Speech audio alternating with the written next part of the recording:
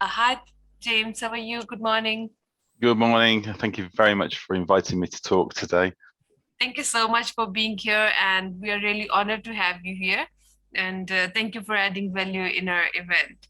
And please share your screen. Yep, no problem. Just doing that as we speak. And you're able to see the screen? Yes, I can perfectly say it. Good luck. Stage is all yours now. Okay, thank you very much. So I'd like to talk to you all about the benefits and challenges of remote monitoring in decentralized clinical trials. We are a medical device company, so I do need to read out this disclaimer. Metra devices are intended for as a specimen collector and for the storage and transport of biological fluids. They are CE IVD certified in the UK and EU, Class 1 IVD in Australia, Brazil, China, Class B in South Africa, and are registered with health and agencies in China, in Canada, Thailand, and Ukraine. In the United States, Metra devices are for research use only. In some countries, Metra devices may be used in a clinical diagnostic laboratory systems after the laboratory has validated their complete system in compliance with irrelevant rules and regulations. Metra is a registered trademark of Neoteryx LLC. And then there was another product as well called Hemapen, which is supplied for therapeutic or IVD in Australia, New Zealand, UK, EU, and USA only. ARTD TG number is 280007 C mark, and the general IVD, and then it's also a US FDA number as D410490 outside of the territories listed above. The Hemapen is supplied for research use only and not for therapeutic or diagnostic use in those territories. Hemapen is a registered trademark and owned by Trajan Scientific Australia Limited. So now we can move on to the actual presentation. Okay, so when we're thinking about clinical trials and how we actually deploy those traditionally, and in terms of the collecting of samples, primarily those samples are often blood samples because we need to measure drug levels for pharmacokinetic studies. We need to look at safety markers, etc., and biomarkers which may be companion to the actual drug of interest.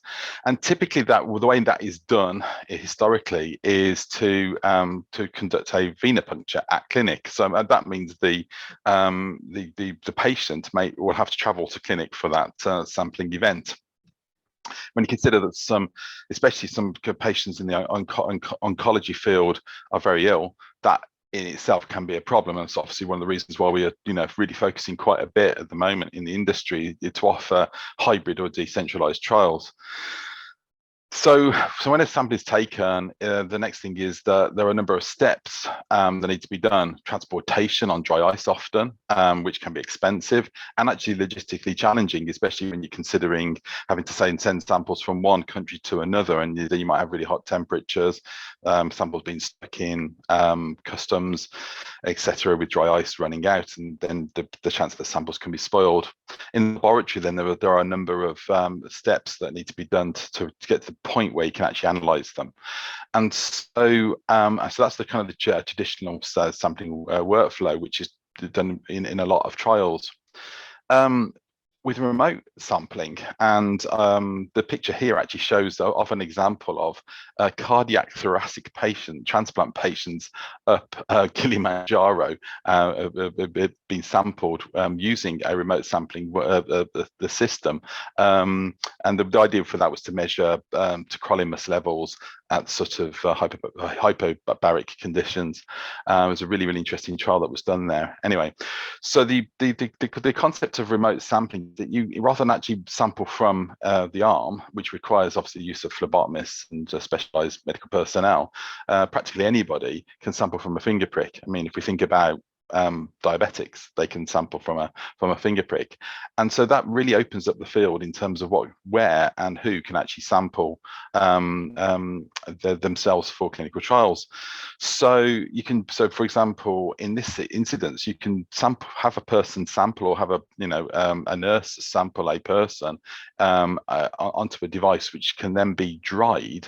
So the finger prick sample can be dried and then shipped through a sort of regular mail to a laboratory where it can be directly extracted and analysed. And the good news there is the fact you're cutting out all sorts of steps, including the expensive and logistically challenging cryo storage and cryo transport. So there are a number of remote blood sampling approaches. They split into two basically. One's wet microsampling, and the second is dried microsampling, and both have challenges and benefits. So wet microsampling, you still collect capillary blood either from a finger prick, or if it's a baby, a heel prick, into devices that look like these. Or alternatively, there are devices that will collect capillary blood, and then they act to dry that sample. So you may have heard of the dry blood spot card, and that's been used in numbers of trials. And then there are others such as VAMS, which stands for volumetric absorbed microsampling. And then there's the HemaPen, which is shown in the picture there, which will collect a finger prick, collect it onto capillaries, and then the capillaries will actually then sample DBS discs in the heart of the device, which is then desiccated, will act to desiccate the sample, which can then be sent to a laboratory for analysis. I wanted to address the concerns about the remote sampling in clinical trials first, before we talk about the benefits. And the reason for that is because the benefits far outweigh the concerns, but I think it's really important that we address the concerns first. First of all, if we're thinking about a remote clinical trial, or even a hybrid clinical trial where someone elects to actually be sampled at home, sample themselves at home, there can be less patient contact with the clinical team, certainly less face-to-face contact, and that was obviously a challenge in the pandemic. There's less control over the quality of samples collected. You're relying on the actual individual to collect their sample. There's a possible risk of increased anxiety for some people, for some patients, because they're having to do this themselves in some cases, unless they've got a healthcare professional assisting them, maybe over a mobile phone, for example, or even a nurse coming over to do the actual sampling of it themselves. There's less control of the identity of the sample collection, something which I'll address later on in this presentation. Control of the time the sample is taken. Again, I can address solutions to this later on. And there's less control over the temperature of the sample collection. Again, I'll address solutions that can be used for that, and also the temperature for transportation as well. When we're thinking about capillary versus blood, capillary blood versus venous blood, although it's blood, they are different blood sources, and as a result, bridging studies need to be conducted within the laboratory to ensure that if you've validated an assay, especially if it's like a hybrid assay, a clinical trial on venous blood, then the capillary data stacks up, it's the same. Also need to think about EDTA plasma versus capillary blood bridging, or heparinized blood straight plasma. We need to think about the fact that when you collect samples in a blood tube, quite often there is a stabilizer, but for a number of the capillary devices, there isn't a stabilizer, so bridging needs to be conducted there. And I'll show you an example of a very successful bridging study for a phase 1 clinical trial that UCB Biopharma published a few years ago on the Mitra device. Obviously, not all labs are experienced in processing microsamples, and so it's important to choose the right laboratory to do that. Having said all of that, these days, a lot of the laboratories, including the CROs, are becoming, microsampling ready to allow for remote sampling. And of course, there's the regulatory acceptance of this technique, which requires very good validation engagement with regulatory authorities early on in the clinical trial. And so if we split the concerns just into the two different types of sampler, so there's the wet sampler versus dried sampling approaches. With wet sampling, there are sometimes poor stability. It's the same stability issues you've got with shipping, blood tubes. So you often might need cryo storage to protect the sample, and therefore got the same issues as with venous blood. And so therefore you wouldn't need cold chain shipping. Some of these devices, it's quite difficult to actually collect blood onto them, so it can be a bit hazardous and also messy. With dry blood microsampling, the things we need to be sort of concerned about is the fact that with dry blood, you can't access plasma or serum. And so you're dealing with a fully hemolyzed sample. So therefore, bridging studies are needed to bridge between a dried blood sample and say a traditional wet blood that's been converted into plasma sample, which again, it is very possible to do, but it's things that would then need to be sort of made aware of when developing the assays for these clinical trials. We need to consider hematocrit biases as well. So half of our blood is cellular, but often the thing we want to measure is present in the liquid portion of the blood. So we need to consider that. But sort of now looking more optimistically, what are the benefits of remote patient monitoring in clinical trial design? Because remote sampling really does open up a huge number of benefits to people embarking in remote or hybrid clinical trials.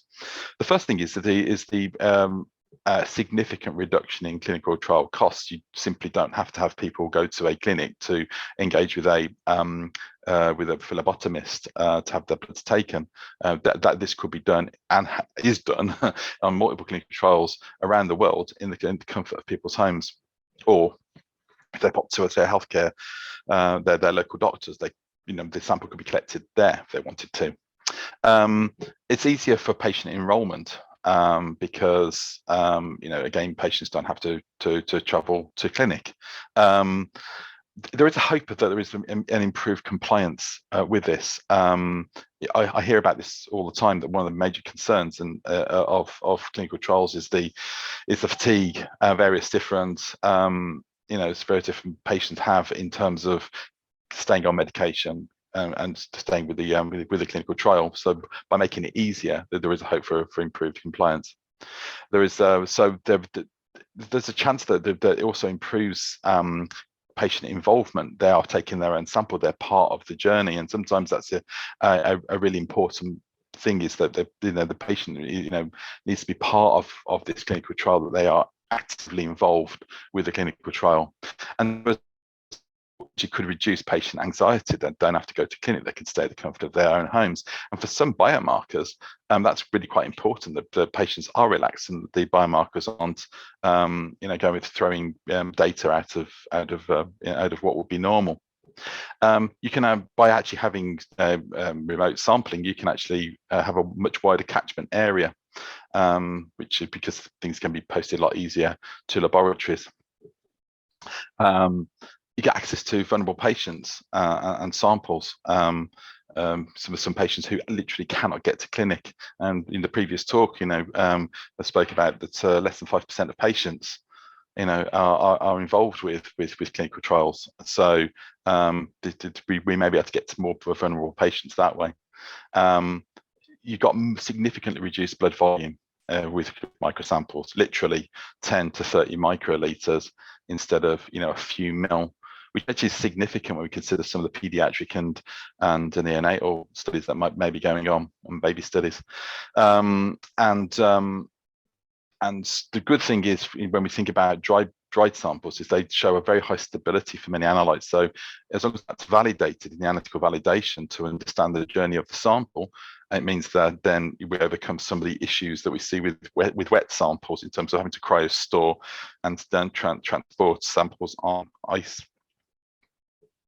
So again, if we split the two types of microsample into wet and dry, and we consider what are the benefits there.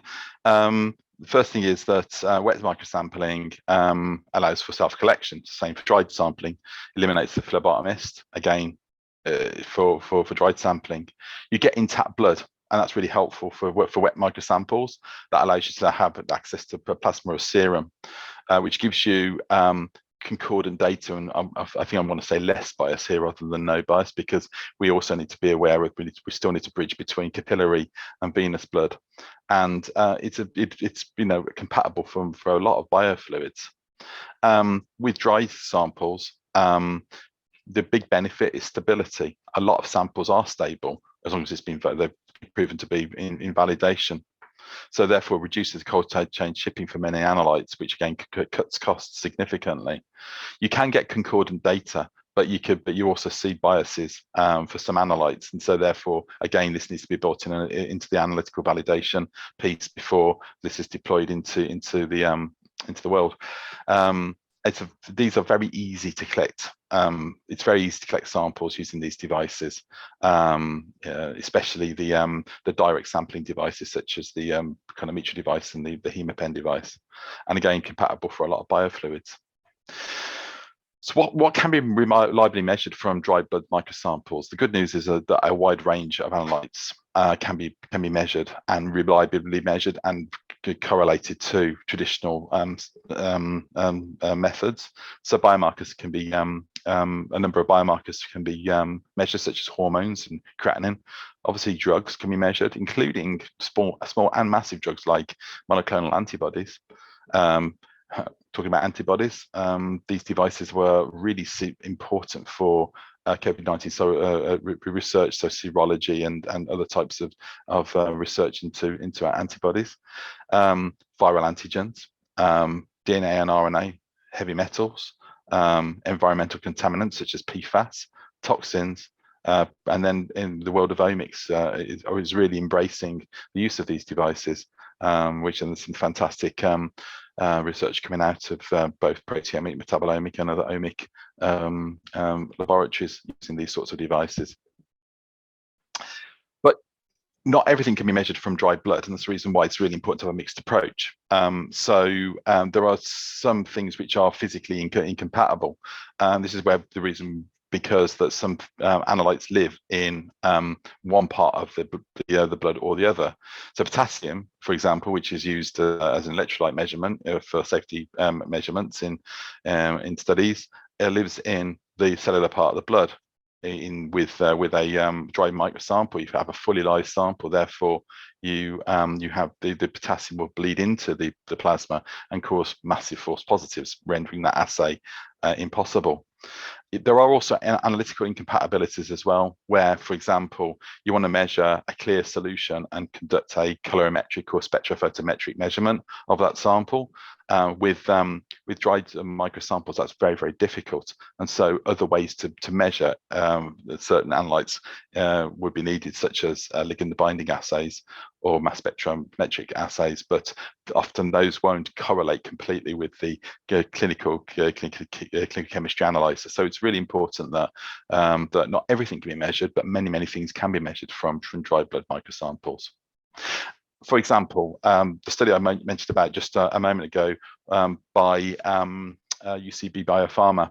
So the work that they did there was to look at a drug called radiprodil, which is an anticonvulsant. And what they wanted to do was to demonstrate, as one of the endpoints of their phase 1 trial, was to look at various different numbers of collection types for this PK study that they conducted. So they looked at conventional venous, and then they compared a device called AquaCap by Drummond Corporation, where they were able to collect both venous but also peripheral blood. The AquaCap works by, it's a wet microsampling device, and you basically can obtain plasma from that device. So this is a sort of in a sense, through centrifugation. So this is an example of a bridge that you would do between conventional venous plasma and capillary plasma. But also they also use this dried microsampling device, the Mitra device, to look at both venous and peripheral blood, and then they're able to then sort of stack up the PK curves one on top of one another. And what they were able to conclude in the study was that the study confirmed that that either technique, i.e. Mitra or AquaCap, is fit for purpose for use in future clinical studies with radiprodil. These less invasive microsampling technologies have a great potential to facilitate and add value to any pediatric program. This was a pediatric program that this was run on.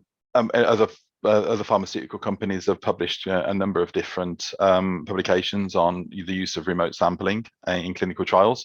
One example of here is AstraZeneca, where they looked at a drug called salimetinib, which I believe is an anti-cancer drug, and they had a successful development here, and they concluded that this assay presents a paradigm for the future drug development, which standard matrices may be used in early clinical trials with deployment of microsampling devices to allow for remote collection of samples. So, which was excellent. They also had another in the same publication. They had a similar paper that they also published as one in the same journal journal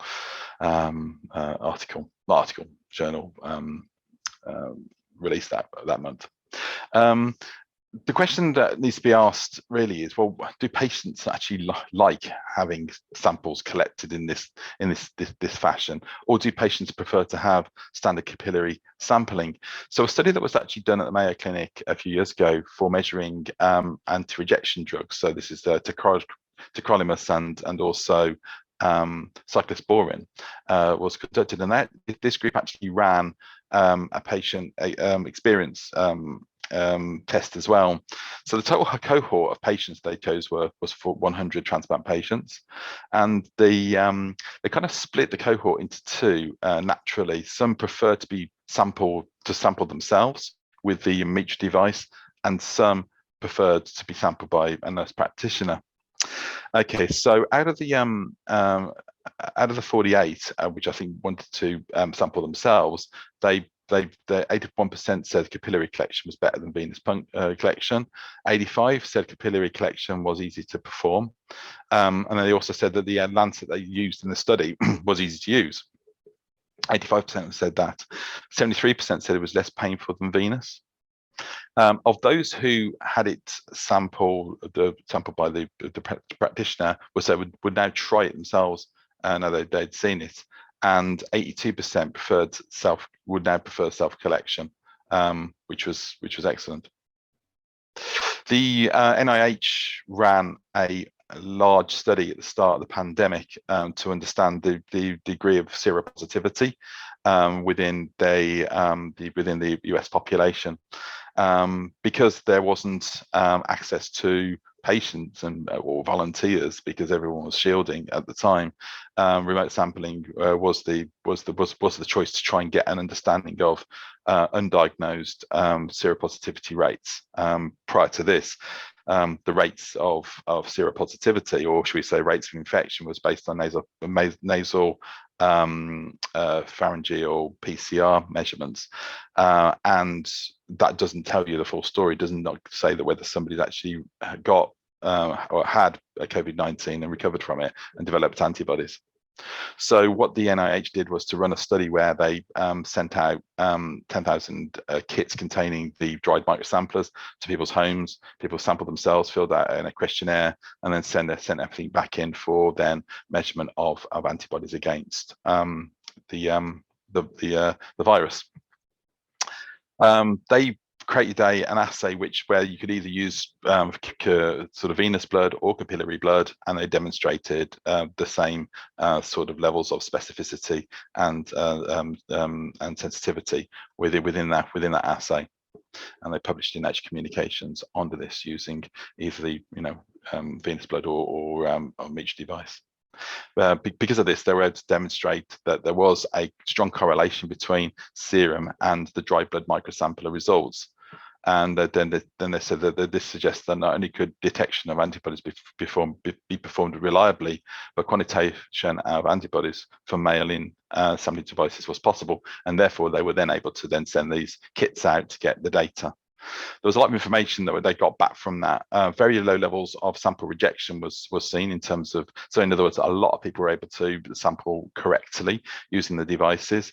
I said there's quite a bit of information there, but the standout piece of information that came from this was there was, for every diagnosed case of COVID-19, there was actually 4.8 times undiagnosed cases, and so they were able to extrapolate that was probably somewhere in the region of just shy of 17 million undiagnosed cases by mid-July 2020 within the United States, which is quite worrying. And when you consider there's no vaccination at that point, and people were looking at all sorts of ways to sort of treat this this very alarming condition, in understanding the degree of seropositivity within the population was really, really important. And again, they published that in Science Medicine.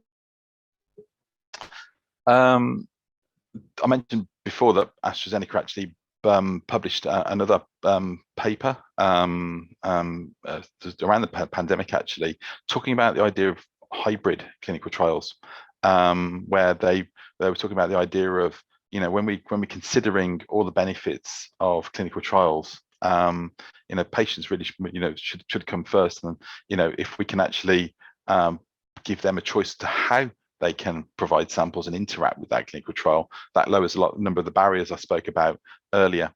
It's a fascinating read, and one of the conclusions from that read was continuous patient engagement throughout the study life cycle, and accepting that that if the aim is to give the patient a choice, then one solution, device, procedure, and design will not fit all. So in other words, what they were sort of advocating here is that fully decentralized clinical trials are good. Actually, maybe some patients will prefer to go to clinic, and so this is the idea of the hybrid clinical trial design.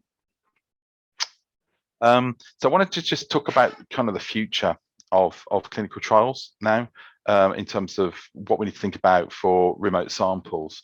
One of the concerns that we hear about is, well, you know, how can we verify the identity of remotely sampled blood?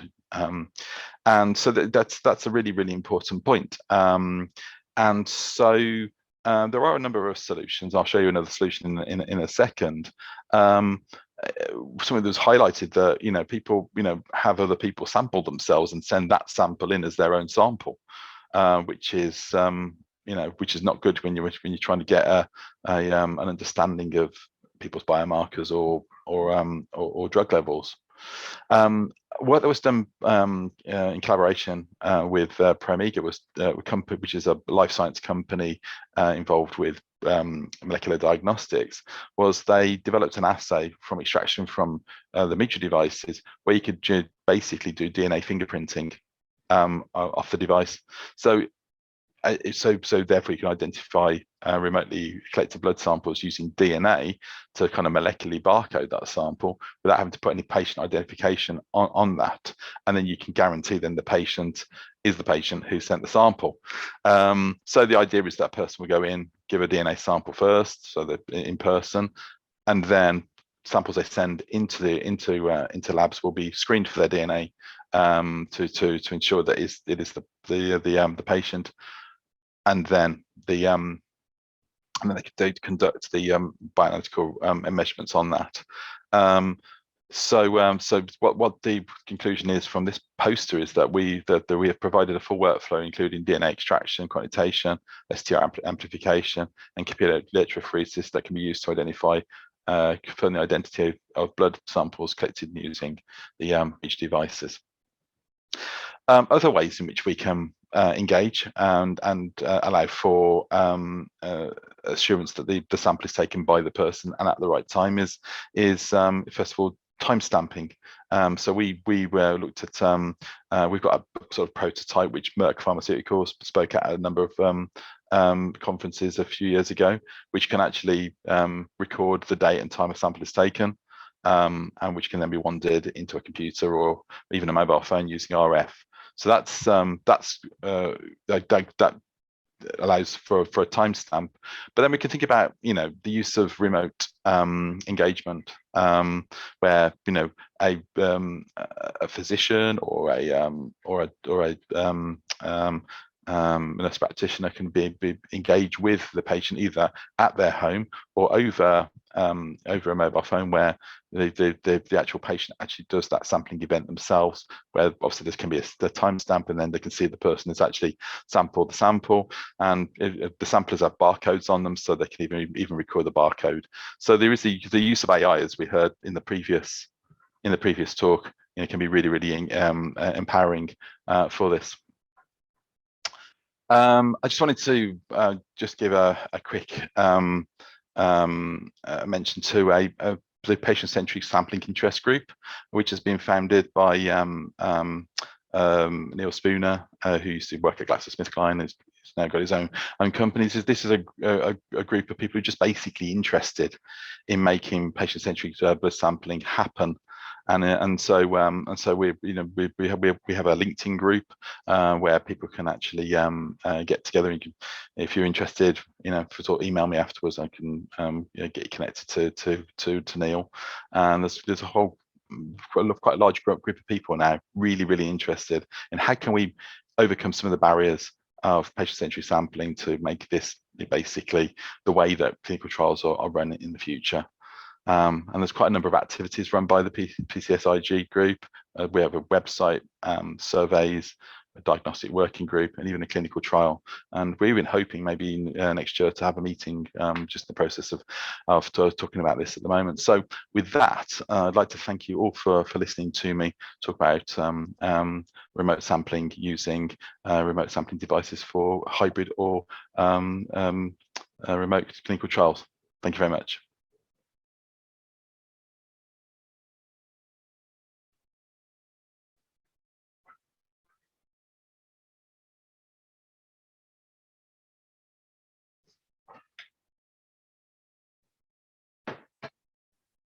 Hi, James. Thank you so much for your wonderful presentation. And we have got feedback that good presentation. And thank you so much for your wonderful and informative session. I'll ask the audience that if they're having any question regarding your presentation, they can ask in the chat or in the QA session. Thank you so much for being here and adding value in our event. Thank you.